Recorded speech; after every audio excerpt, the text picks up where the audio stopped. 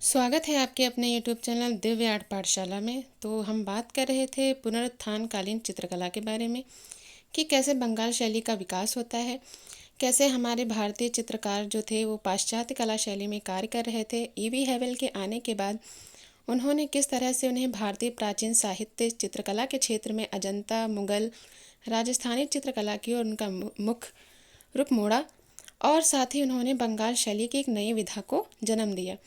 साथ ही उस समय जो कलाकार थे, अवनींद्रनाथ टैगोर थे और नंदलाल बसु थे, असित कुमार हल्दर, जो भी हमारे बंगाल स्कूल से रिलेटेड थे।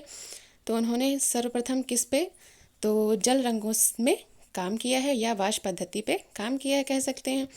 तो उसी के आगे आज हम बात करेंगे आधुनिक कला व कलाकार के बारे में। इसमें हम बात करेंगे कलकत्ता ग्रुप के बारे में, साथ ही बात करेंगे प्रोग्रेसिव आर्टिस्ट ग्रुप या दिल्ली शिल्पी चक्र के बारे में कि कैसे इन ग्रुपों की स्थापना होती है, कैसे लोग अपने अपना ग्रुप निर्धारित करते हैं। आइए बात करते हैं।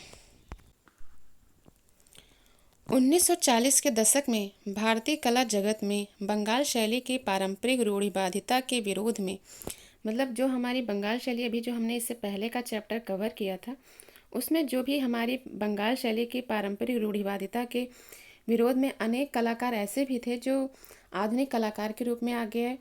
अनेक कलाकारों ने पाश्चात्य नव विचारों से प्रभावित होकर, मतलब पाश्चात्य कला जैसे यूरोपीय कला से जो प्रभावित थे, अपने को स्वतंत्र रूप से नए माध्यमों में एवं नई शैली में अभिव्यक्त करने के उद्देश्य से नए कला गठनों का संगठन किया।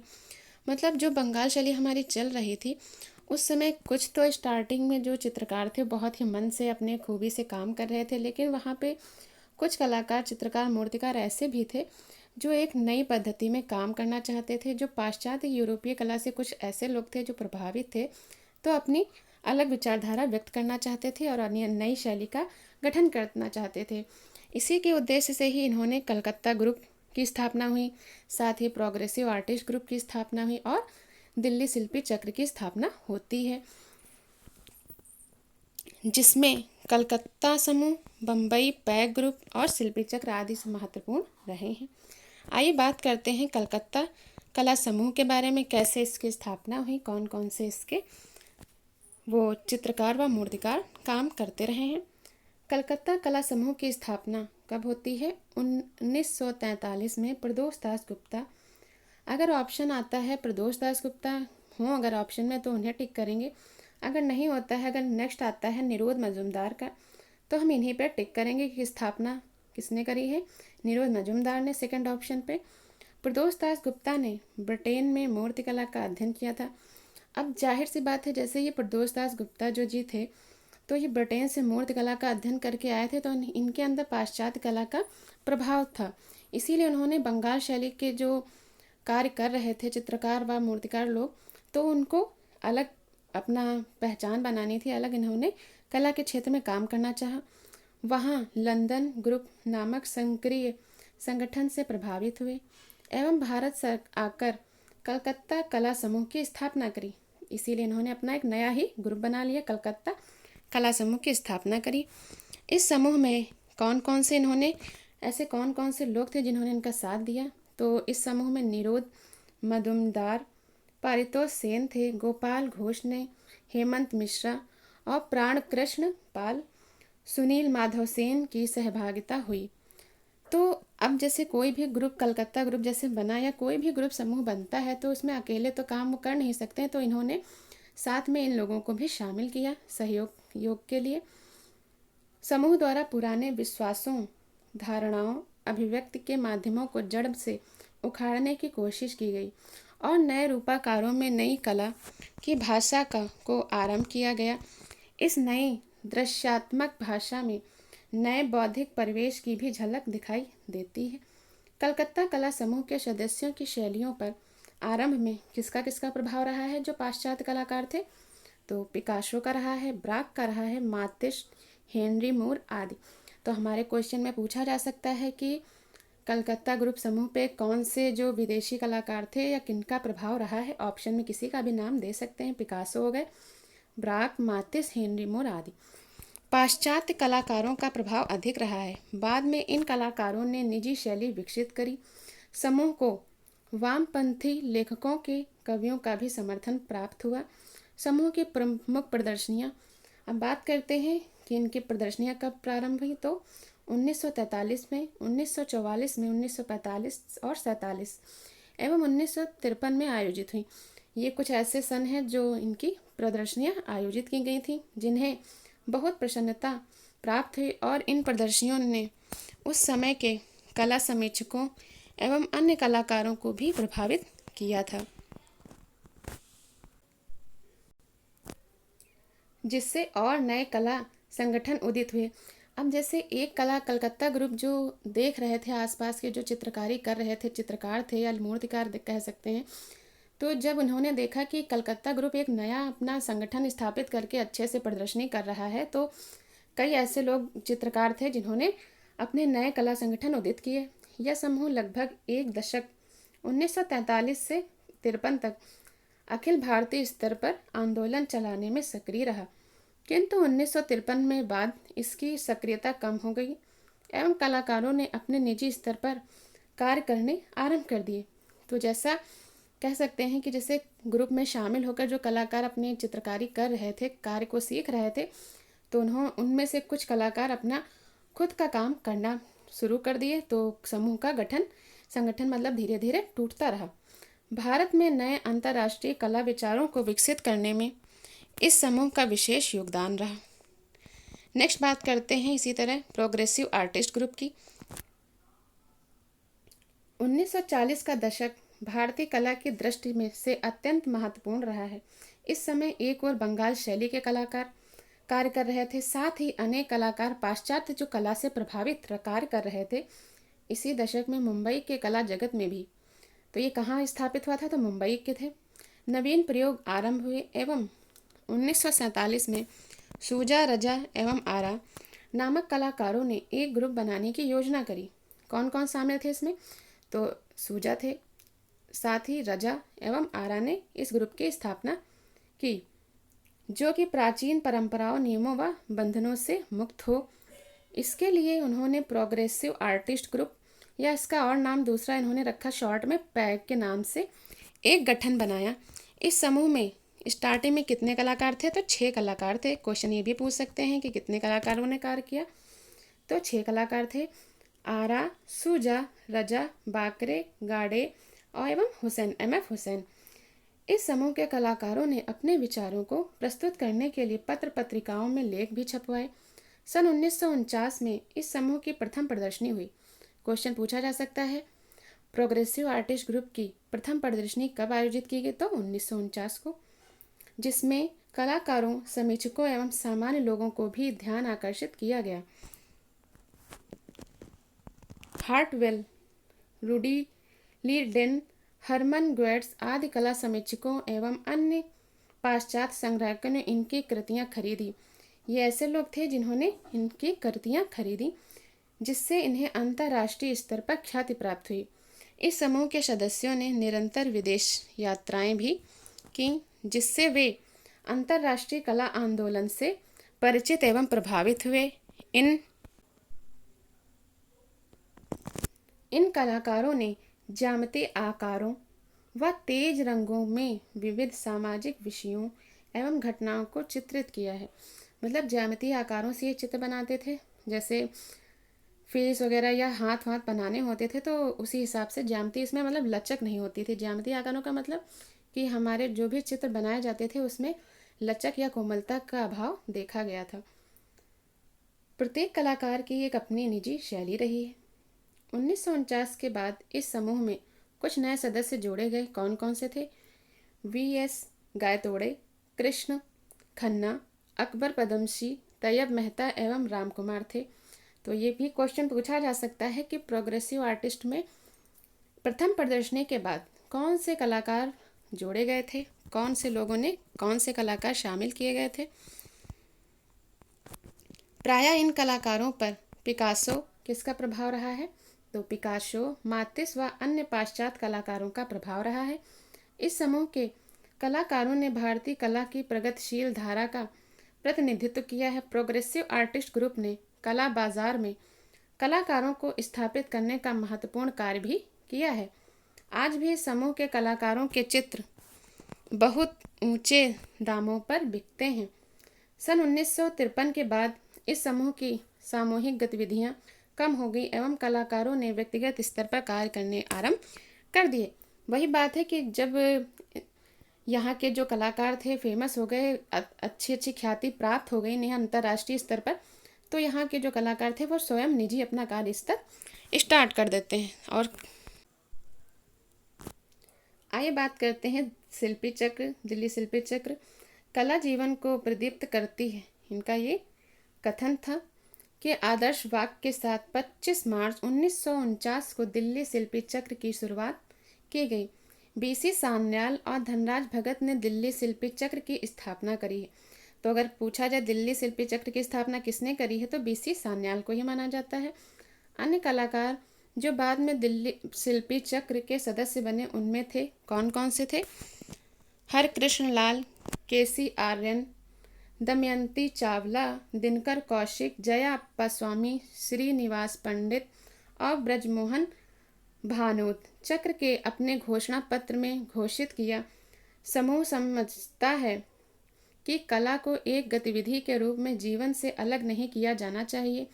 एक राष्ट्र की कला का स्वरूप ऐसा होना चाहिए जो राष्ट्र के लोगों की आत्मा की अभिव्यक्ति हो एवं उसकी उन्नति की प्रक्रिया में योगदान करे।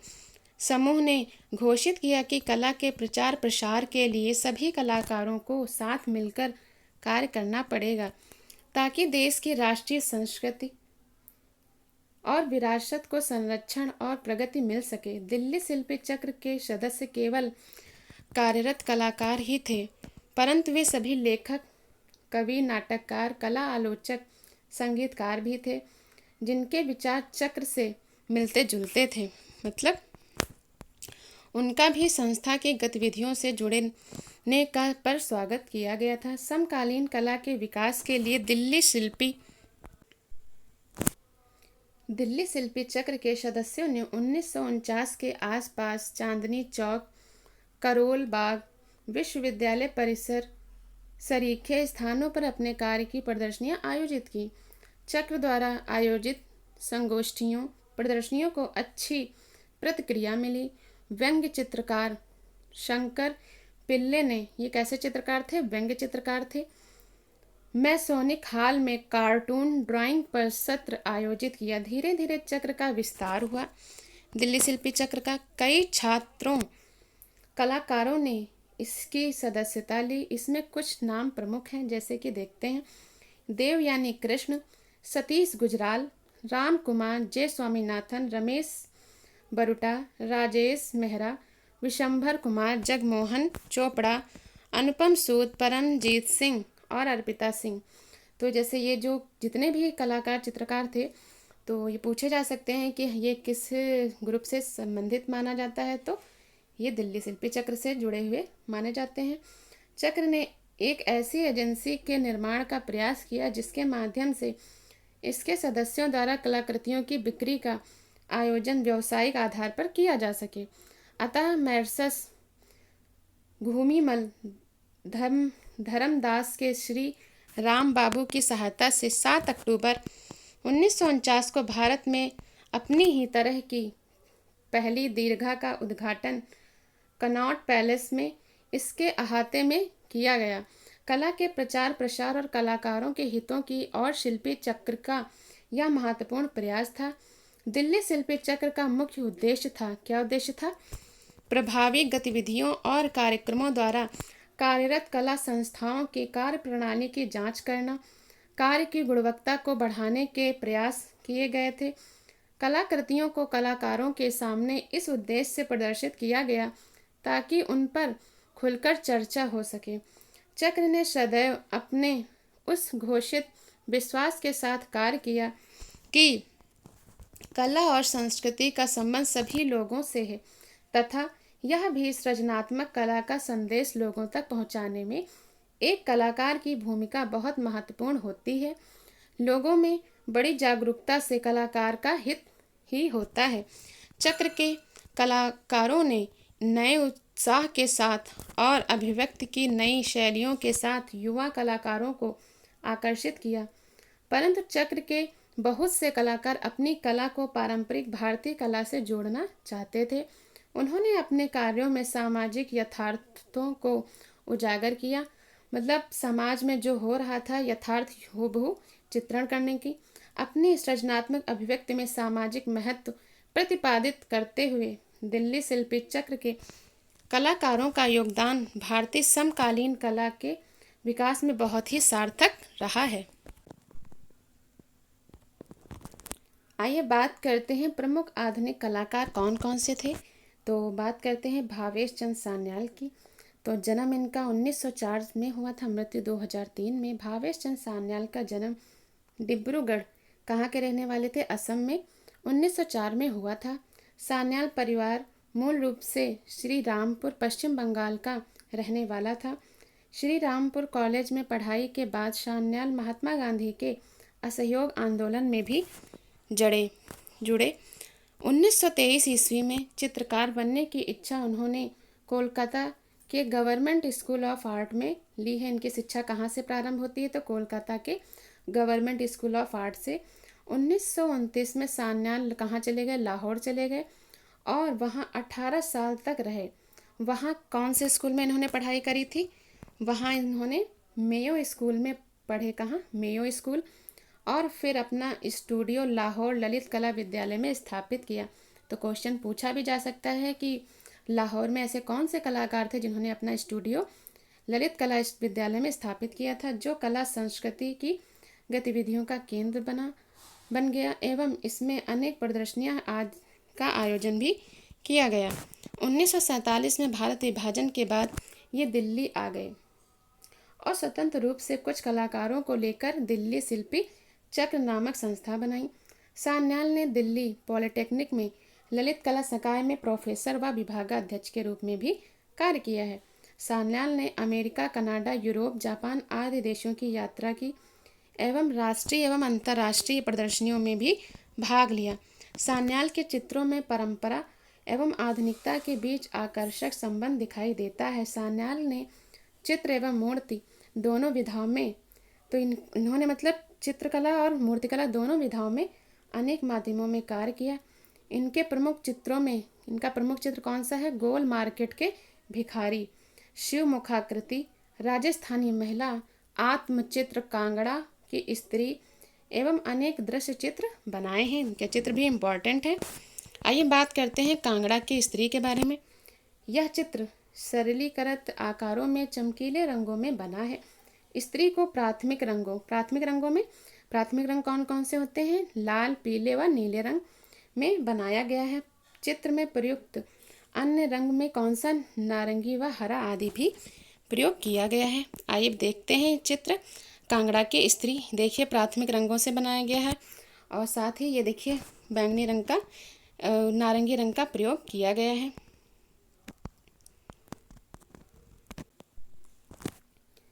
हरा रंग भी ताजगीपूर्ण प्रभाव को उत्पन्न करते हैं, जैसा कि आपने अभी अपने चित्र में देखा है, कांगड़ा के चित्र में।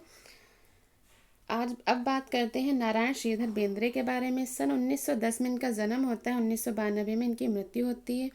नारायण श्रीधर बेंद्रे या NS बेंद्रे भी इनको कह सकते हैं।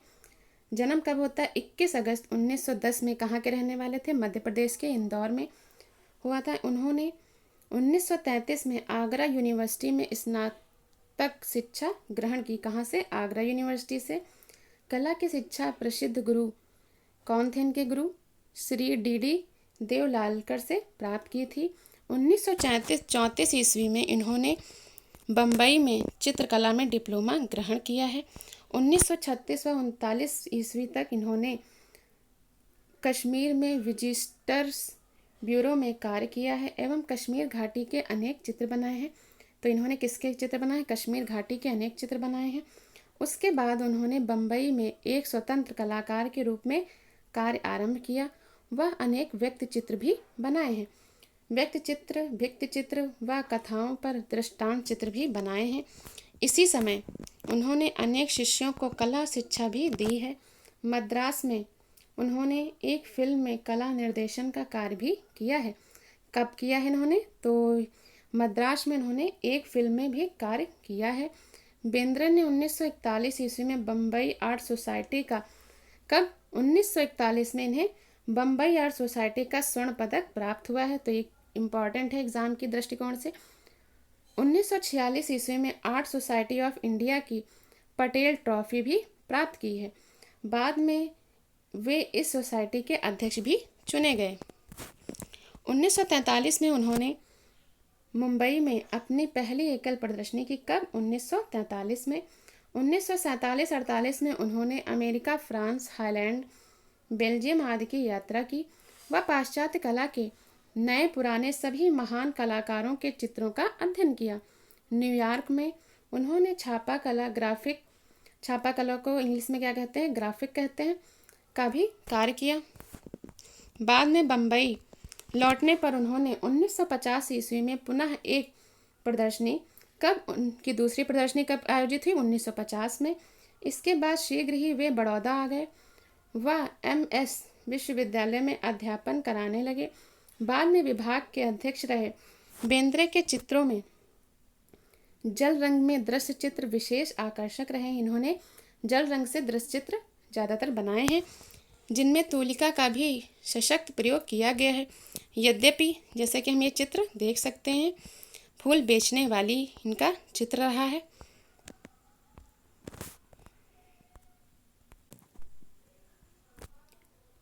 यद्यपि उन्होंने अनेक आकारों में चित्र बनाए, किंतु रंगों का सभी चित्रों में विशेष महत्व रहा है। बेंद्रे के प्रमुख चित्र श्रृंगार, सूर्यमुखी, फूल बेचने वाली आदि रहे। तो इनके इम्पॉर्टेंट चित्र कौन कौन से हैं, मतलब इनका टॉपिक क्या था? तो श्रृंगार पे और सूर्यमुखी के फूल पे बेचने वाली अधिक चित्र रहे हैं इम्पॉर्टेंट। फूल बेचने वाली स्त्रियां चित्र में बेंद्रे ने अत्यंत आकर्षक व चमकदार रंगों में स्त्रियों का अंकन किया है, जिनके सामने कमल के फूलों की टोकरियां पड़ी हैं। स्त्रियों की मुद्राएं एवं भंगिमाएं अत्यंत सहज हैं, जैसा कि आपने भी ऊपर चित्र में देखा है। वे आपस में बातचीत करती मालूम देती हैं। आइए बात करते हैं के हैबर के बारे में। सबसे पहले बात करते हैं इनका पूरा नाम क्या था। तो कांटीगेरी कृष्ण हैबर का जन्म सन 1912 में दक्षिण के कांटीगरी नामक गांव में हुआ है। गांव के सुंदर वातावरण, दृश्यों, उत्सवों, नृत्यों व गानों तथा खेल व खिलौनों के रूप में रंग आदि ने उन्हें बाल्यकाल से ही बहुत प्रभावित किया है, जिसका उनकी कला पर बहुत प्रभाव पड़ा है। बचपन में ही उन्होंने आकर्षक रंग में गांव के उत्सवों को चित्रित किया है। बाद में उन्होंने sir J school of art Mumbai में कला की शिक्षा ली एवं पश्चिमी शैली के परिचय में आए। उन्होंने उनसे संतुष्ट न होने पर भारतीय, राजपूत, मुगल, अजंता व बाघ के चित्रों का अध्ययन भी किया। वह उनसे प्रभावित हुए। उन्होंने गांव के जीवन से संबंधित दृश्यों को अपनी सशक्त रेखाओं द्वारा अंकित किया है। मुंबई में रहते हुए भी उन्होंने मजदूर, मछुआरों, फल बेचने वालों आदि के चित्र बनाए हैं। हैबर ने यूरोप की यात्रा की एवं पाश्चात्य आधुनिक कला का अध्ययन किया। इसके प्रभाव से उन्होंने भारतीयता को पाश्चात्य शैली में अंकित किया एवं मुर्गों की लड़ाई, इनका सबसे विख्यात चित्र कौन सा है? तो मुर्गों की लड़ाई कई बार एग्जाम में पूछा गया है। पनघट, साधु एवं हाट बाजार, ये भी कई बार पूछा जा चुका है। आदि चित्र इसके उदाहरण हैं। अत्यंत लयात्मक व गद्यात्मक रेखाएं, विविध, ये देखिए मुर्गे की लड़ाई का चित्र इनका विश्व प्रसिद्ध माना गया है। रेखाएं विविध नृत्य मुद्राओं में आकृतियों का अंकन हैबर के चित्रों की विशेषता रही है। हैबर ने 1956 से 58 तक लगातार 3 वर्षों तक ललित कला अकादमी का राष्ट्रीय पुरस्कार भी प्राप्त किया है। 1976 में वे अकादमी के रत्न सदस्य बने एवं 1989 ईस्वी में भारत सरकार ने उन्हें कब, ये भी इम्पॉर्टेंट क्वेश्चन बन सकता है कि उन्हें कब, 1989 ईस्वी में भारत सरकार ने उन्हें पद्म भूषण से सम्मानित किया गया है। आइए इनके कुछ प्रमुख चित्रों के बारे में बात करते हैं। मुर्गे की लड़ाई, जो इनका बहुत ही प्रसिद्ध चित्र माना जाता है। मुर्गे की लड़ाई हैबर की नवीन प्रयोगवादी शैली को प्रस्तुत करता है। चित्र में एक मुर्गे ने दूसरे मुर्गे को घायल कर दिया, जैसा कि आपने भी चित्र देखा है। घायल मुर्गे के शरीर से रक्त बह रहा है एवं उसके कुछ पंख टूट गए हैं। हल्के रंगों से बने मुर्गे के पीछे कलाकार ने लड़ाई को देखते हुए मनुष्यों के समूह को गहरे रंगों एवं रेखाओं में अंकित किया है। चित्र मानव समाज की स्थिति को व्यंग रूप में प्रस्तुत करता है। नेक्स्ट बात करते हैं के.जी. सुब्रमण्यम जी के बारे में। के.जी. सुब्रमण्यम का जन्म 5 फरवरी 1924 ईस्वी को केरल में हुआ था। उनकी आरंभिक शिक्षा दीक्षा प्रेसिडेंसी कॉलेज ऑफ चेन्नई में हुई थी। कला में रुचि होने के कारण 1944 में कला भवन, ये कहाँ है, ये क्वेश्चन पूछ सकते हैं, कला भवन कहाँ है, तो शांति निकेतन में है, मतलब वहाँ प्रवेश लिया। शांति निकेतन में वह विनोद बिहारी मुखर्जी के प्रिय छात्र रहे हैं। तो इनके गुरु कौन थे? बिहारी मुखर्जी रहे हैं। 40 के दशक में स्वतंत्रता आंदोलन में उन्होंने सक्रिय हिस्सेदारी भी निभाई। उनका गांधीवादी आदर्शों में विश्वास था। उन्होंने देश विदेश में अनेक एकल व समूह प्रदर्शनियों में भाग लिया। 1951 ईस्वी में के.जी. ने बड़ौदा में अध्यापन का कार्य भी किया एवं लंबे समय तक एमएस विश्वविद्यालय बड़ौदा के कला विभाग में अध्यापन के बाद शांति निकेतन में से भी संबद्ध रहे। उन्होंने कला संबंधी लेखन भी किया। 1978 में उनके कला संबंधी लेखों का संग्रह मूविंग फोकस, क्या है, मूविंग फोकस ललित कला अकेडमी द्वारा प्रकाशित किया गया। उनके जो लेख थे तो इसको कैसे प्रकाशित किया था? मूविंग फोकस ललित कला अकेडमी द्वारा प्रकाशित किया गया था। उनकी एक अन्य चर्चित पुस्तक कौन सी थी? द लिविंग ट्रेडिशन, इनकी प्रमुख पुस्तक रही है, जिसमें उनके कला संबंधी विचार प्राप्त होते हैं। के.जी. ने पेंटिंग के अलावा कास्ट मतलब लकड़ी, फाइबर, सीमेंट, टेराकोटा में भी काम किया है। उन्होंने म्यूरल बनाए, म्यूरल में खिलौने भी बनाए हैं। उनकी हस्तलिपि के विकास में भी गहरी दिलचस्पी रही। उन्हें मध्य प्रदेश का प्रतिष्ठित पुरस्कार कब प्राप्त हुआ है? मध्य प्रदेश का एक हमारा जो पुरस्कार मिलता है कला के क्षेत्र में, उसका नाम है कालिदास सम्मान। तो ये मध्य प्रदेश की सरकार ही प्रोवाइड कराती है।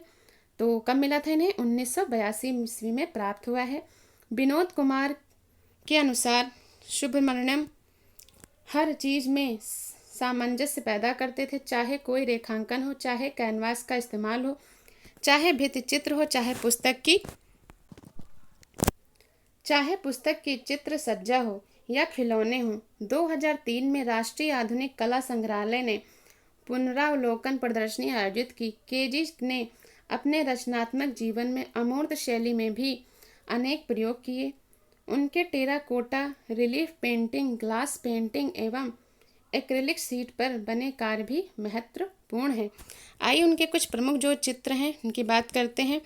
प्रमुख चित्र उनका कौन सा है? युवतियाँ हैं। आइए देखते हैं इनका जो प्रमुख चित्र है युवतियाँ, देख सकते हैं कितना ही आकर्षक पूर्ण चित्र देखा गया है।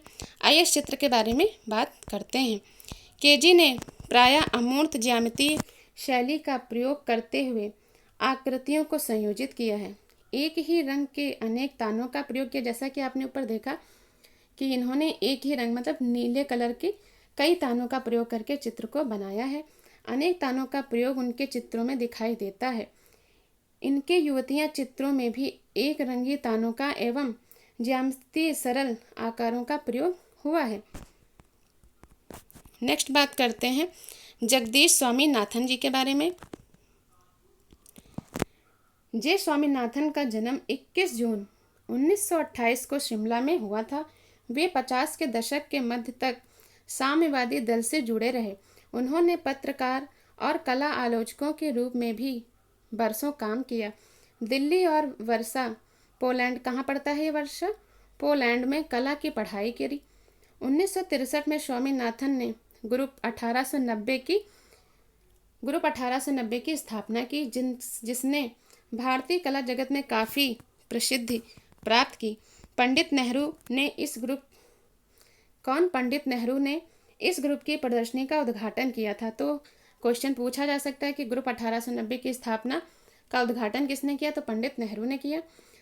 एवं मैक्सिको के प्रख्यात कवि और राजनयिक ऑक्टेवियो पाज ने प्रदर्शनी का कैटलॉग लिखा था। स्वामीनाथन ने कांट्रा नामक पत्रिका का संपादन किया। कांटा नामक, अब क्वेश्चन पूछा जा सकता है कांटा नामक पत्रिका किसकी है, तो ये स्वामीनाथन की है, जो ऐतिहासिक महत्व की कला पत्रिका रही है। भारत में आयोजित पहली त्रिवार्षिक प्रदर्शनी 1968 में स्वामीनाथन के काम को बहुत पसंद किया गया। 1968 में ही उन्हें नेहरू फेलोशिप मिली। स्वामीनाथन कला के संगठन पक्ष में भी काफ़ी सक्रिय रहे। 1969 में साओ पाउलो द्विवार्षिक की जूरी के सदस्य भी रहे। 1982 में भोपाल में रूपंकर मतलब भारत भवन, तो भारत भवन कहाँ है, तो भोपाल में है, रूपंकर की स्थापना करी, जिसकी खास बात यह है कि आधुनिक कला और आदिवासी कला को वहाँ एक साथ देखा जा सकता है। स्वामीनाथन दिल्ली और भोपाल में रहकर काम करते थे। अपनी कला अभिव्यक्ति के बारे में 1978 में खुद स्वामीनाथन ने अच्छी टिप्पणी की थी। इस अभिव्यक्ति के पीछे शायद बचपन में पहाड़ों के बीच पलने और बड़े होने की अनुभूति है। तकनीक के लिहाज से पेंटिंग स्पेस में मैं क्लासिकी ज्यामिति का प्रयोग नहीं करता, बल्कि वक्र देश की धारणा का प्रयोग करता हूँ, जिसमें वृक्ष, पर्वत, पक्षी की परछाई सब अपना अपना देश काल निर्धारित करते हैं, फिर भी वे दो आयामी कैनवास की पूर्णता को भंग नहीं करते। यह धारणा दार्शनिक रूप से मेरी आध्यात्मिक प्रवृत्ति के भी निकट लगती है और मुझे अपने सांस्कृतिक अतीत से जोड़ देती है। स्वामीनाथन के चित्रों की रंग योजना बहुत ही आकर्षक रही एवं रेखाएं कोमल हैं, जैसा कि उनके चित्र संयोजन में पीले व नारंगी तानों का मधुर प्रयोग हुआ है। ज्यामिति रूप में बने पर्वतनुमा आकारों में स्वामीनाथन ने प्रायः छोटे से पक्षी का अंकन किया है। आइए नेक्स्ट बात करते हैं ए रामचंद्रन जी के बारे में। समकालीन भारतीय कला के एक सम्मानित कलाकार, ये कौन से कलाकार हैं, तो समकालीन भारतीय कलाकार रहे हैं। रामचंद्र का जन्म 1935 में केरल में हुआ है। केरल विश्वविद्यालय में मलयालम साहित्य में एमए, ये देखिए इनका चित्र कौन सा है, संयोजन चित्र है इनका।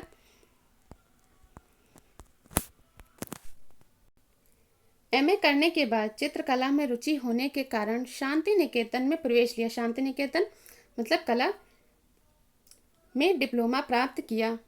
वहाँ नंद लाल बोस, विनोद बिहारी मुखर्जी व रामकिंकर बैज आदि के सानिध्य में प्रशिक्षण प्राप्त किया। अध्ययन के बाद दिल्ली आकर जामिया मिलिया में अध्यापन कार्य किया। रामचंद्र ने चित्रकला, म्यूरल, मूर्ति शिल्प, रेखांकन, प्रिंट मेकिंग, जल रंग आदि सभी माध्यमों में कार्य किया है। इन्होंने किस किस में कार्य किया है, तो चित्रकला में भी कार्य किया है, म्यूरल में भी कार्य किया है, मूर्ति शिल्प में भी, रेखांकन में, प्रिंट मेकिंग, जल रंग आदि सभी माध्यमों में कार्य किया है। इन्होंने बच्चों के लिए पुस्तकें भी लिखी एवं चित्रित की हैं। अनेक राष्ट्रीय व अंतर्राष्ट्रीय, जैसा कि ये चित्र इनका देख सकते हैं, नायिका का इनका ये प्रसिद्ध चित्र है। प्रदर्शनियों में रामचंद्र के चित्र प्रदर्शित हुए हैं एवं उन्हें अनेक पुरस्कार मिले। उन्हें ललित कला अकादमी का रत्न सदस्य भी बनाया गया। रामचंद्र ने भारतीय पौराणिक कथाओं पर अनेक चित्र बनाए। किस पे? भारतीय पौराणिक कथाओं पर। इनके अतिरिक्त सामान्य जन जीवन के अनेक पक्षों को भी सहजता से अंकित किया है। काली पूजा, ययाति इनकी बहुत ही प्रसिद्ध इनकी कृति है, हमेशा एग्जाम में हर पेपर में पूछी ही जाती है। यादवों का अंत, उर्वशी आदि इनके प्रसिद्ध चित्र रहे हैं। तो बात करते हैं कमल सरोवर का जो चित्र है। रामचंद्र का यह एक आकर्षक चित्र है। चित्र में नीले, हल्के पीले व सफ़ेद रंगों का प्रयोग किया गया है। कमल के फूलों व पत्तों को कोमल रेखाओं से उभारा गया है। फूलों व पत्तों के बीच तितली, झींगुर व अन्य अनेक छोटे जीव जंतुओं का अंकन चित्र को अलंकारिक बनाता है। रामचंद्र ने मानवाकृतियों को सजीव व आकर्षक अलंकारिक रूप में बनाया है। नायिका चित्र में श्रृंगार करती नायिका व सखी को सुंदर रूप में बनाया गया है। अग्रभूमि व पृष्ठभूमि को आलेखनात्मक रूप में हरे रंगों की तानों में बनाया गया है। वृक्ष की पत्तियां एवं फूल भी अलंकारिक रूप में बनाए गए हैं। तो ये कुछ हमारे आधुनिक भारतीय कलाकार थे। आइए बात करते हैं कुछ महत्वपूर्ण बिंदु के बारे में। प्रोग्रेसिव आर्टिस्ट ग्रुप की स्थापना कब होती है? तो 1947 में। कौन कौन करता है? सूजा, रजा, आरा, हुसैन, बाकरे व गाड़े द्वारा की गई थी। शिल्पी चक्र की स्थापना बीसी सान्याल द्वारा सन 1949 में दिल्ली में की गई थी। कलकत्ता कलाकार समूह प्रदोष दास गुप्ता एवं निरोध मजुमदार ने कब? 1943 में आयोजित करी थी। तो नेक्स्ट बात करते हैं, इन कला समूहों में भारतीय कलाकारों को सांगठिक रूप से नए प्रयोग करने के लिए प्रेरित किया गया था।